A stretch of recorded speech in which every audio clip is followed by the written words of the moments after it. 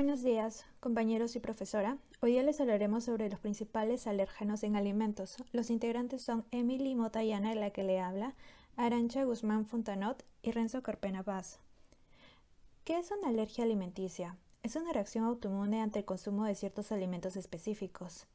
Considerada una patología, afecta al 2,4% de la población mundial, al 6 y hasta el 8% de niños menores de un año, y su prevalencia sigue incrementando significativamente desde las últimas décadas. Es causado por un alérgeno, la cual es una sustancia, en este caso proteína, que puede inducir una reacción de hipersensibilidad en personas susceptibles que han estado en contacto previamente con esta. Para continuar, les hablaré un poco sobre la clasificación, ya que comúnmente se confunde lo que son intolerancias con las alergias. Y bueno, tenemos que la hipersensibilidad a los alimentos se divide en dos. Una es la hipersensibilidad no alérgica, donde tenemos a las intolerancias, por ejemplo, donde la más común es la intolerancia a la lactosa, o bueno, la más conocida al menos. Y la otra es la alergia a los alimentos, que a su vez se divide en dos.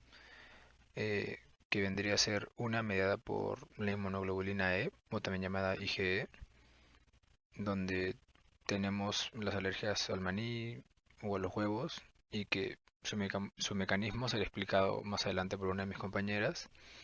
Y por otro lado tenemos a la alergia alimentaria no mediada por la IgE, que un ejemplo podría ser la enfermedad celíaca relacionada al gluten.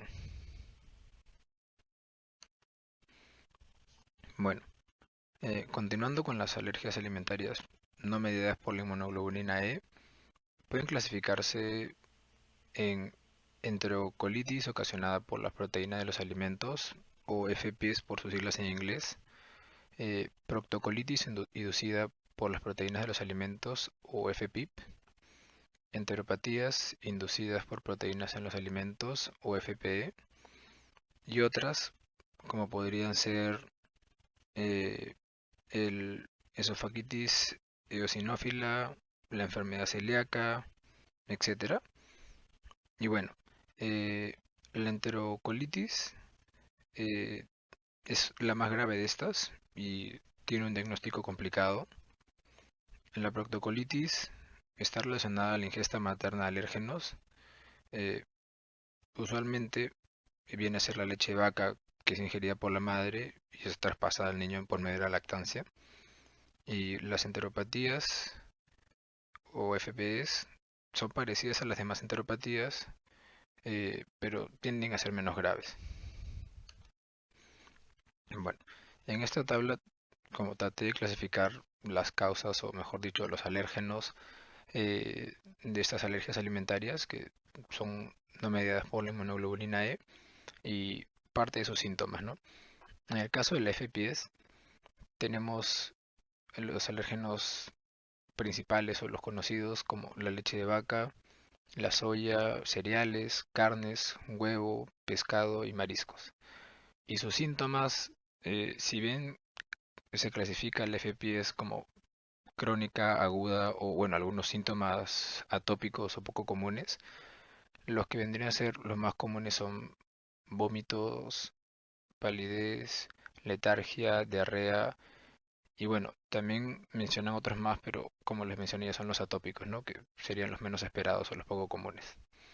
En el caso de la FPIP, los principales alérgenos son la leche de vaca también, la leche de soya, la leche de maíz, el huevo, el trigo, la carne, el pescado, el ajonjolí, la manzana, la zanahoria, entre otros, porque parece que es una lista mucho más grande de la que vemos aquí. Y los síntomas van desde una respuesta inflamatoria en el recto y sigmoides del colon, evacuaciones con sangre y mucosidad, meteorismo, defecación dolorosa, dolor abdominal y escoraciones anales. Y al final, para terminar con la FPE, sus alérgenos serían la leche de vaca, el huevo, el trigo, la soya, el arroz, el pollo, el pescado y los mariscos. Y sus principales síntomas son la diarrea prolongada, el vómito, dolor abdominal, distensión abdominal, desmedro, anemia y saciedad precoz. Bueno, como dato adicional, les voy a mencionar sobre la prevalencia de estas tres al menos. que en el caso del FPS se dice que hay una prevalencia del 0.35% en lo que vendría a ser la leche de vaca en menores de 6 meses. Y en el caso de la FPIP, la prevalencia va desde un 0.16% a un 64% de los sangrados rectales en lactantes son ocasionados por esta. Y en el caso del FPE, tiene una prevalencia aproximada del 0.16%. Bueno, estos valores que les he dado han sido de estudios en Israel.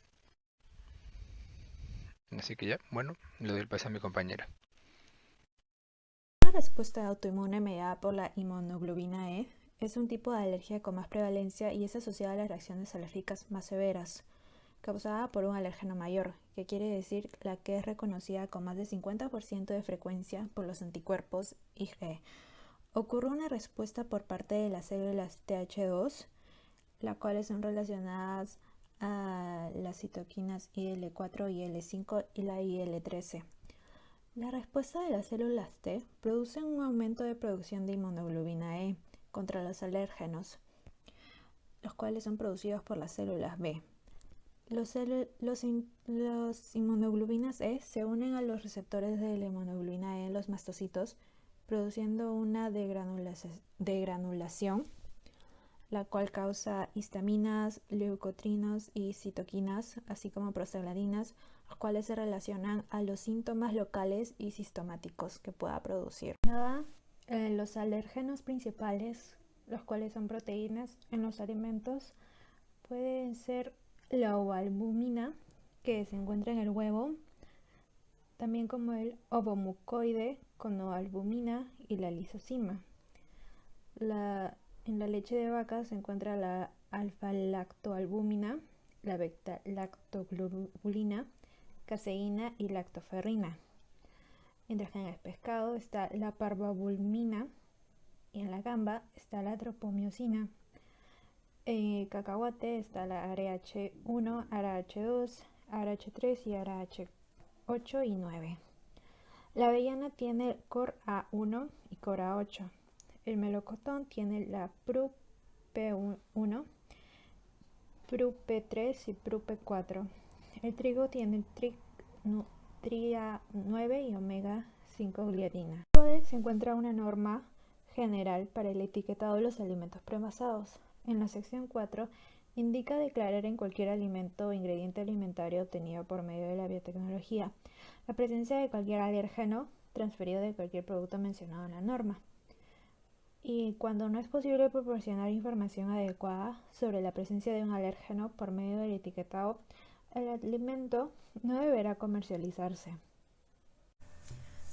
Bueno, entonces, cuando hablamos de la intolerancia al gluten, un término que puede confundir un poco a la gente, en realidad nos estamos pudiendo referir a cualquiera de estos 3 desórdenes que vemos acá, que son la alergia al gluten o al trigo, la enfermedad celíaca y la intolerancia al trigo, o también llamada sensibilidad no celíaca al gluten. Y estos se presentan como reacciones adversas cuando se ingieren alimentos provenientes del trigo. Las primeras 2 diferencias que encontramos son que 2 de estas, la enfermedad celíaca y la alergia al trigo, son mediadas por el sistema inmune, mientras que la sensibilidad no celíaca al gluten no lo es. Y dentro de estos 2 desórdenes mediados por el sistema inmune, tenemos que la alergia al gluten o al trigo es mediada por las inmunoglobulinas E, mientras que la enfermedad celíaca no es mediada por las inmunoglobulinas E, y en realidad es una enfermedad autoinmune que involucra otro tipo de inmunoglobulinas, como vemos acá. También hay diferencias en los síntomas y en la respuesta. La alergia al gluten y al trigo tiene síntomas con una respuesta mucho más rápida, mientras que en estos otros 2 casos la respuesta es un poco más lenta y tardía. En esta tabla podemos ver la prevalencia entre estos 3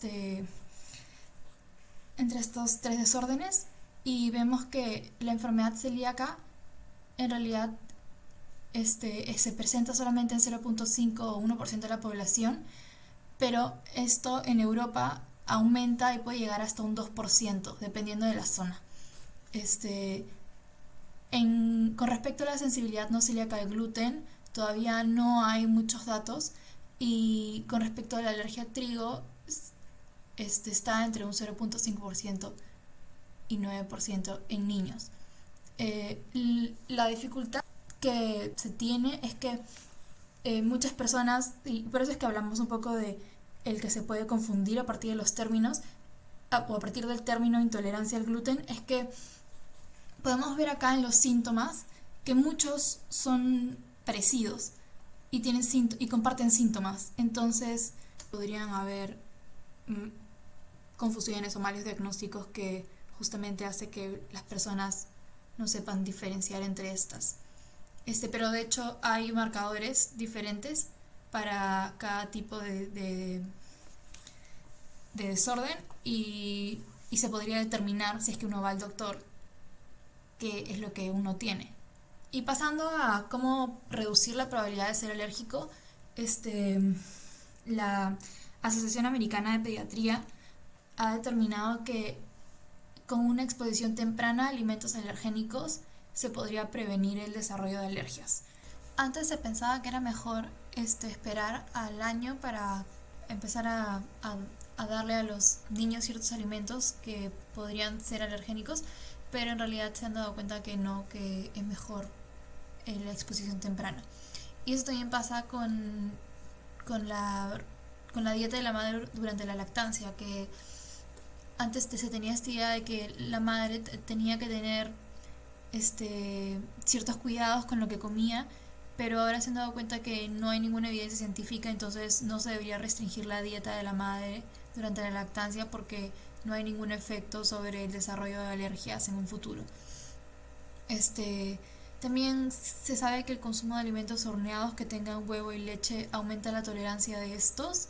Hay muchos niños menores de 3 años que son alérgicos al huevo y a la leche, pero al ponerlos en este tipo de alimentos tipo galletas se han dado cuenta que la tolerancia aumenta bastante, y en todo caso disminuyen la cantidad de niños alérgicos.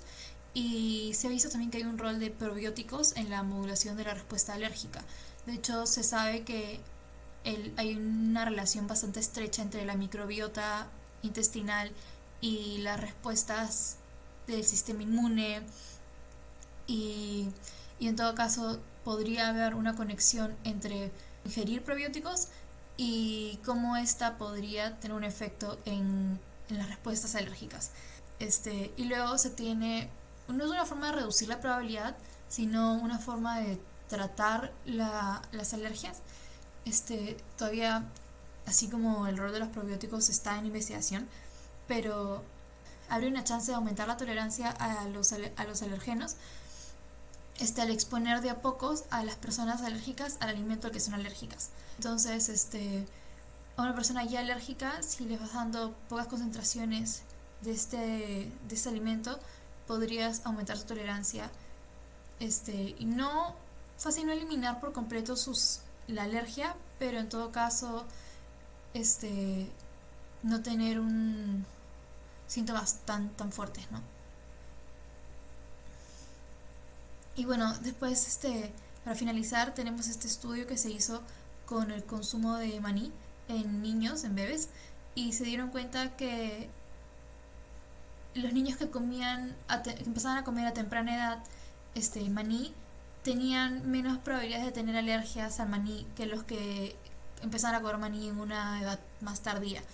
Esto se hizo con niños judíos, israelíes y británicos, porque vieron que en la comunidad judía, en Gran Bretaña, el 1.85% de los niños tenían prevalencia a tener alergia al maní. Sin embargo, en Israel solamente el 0.17%.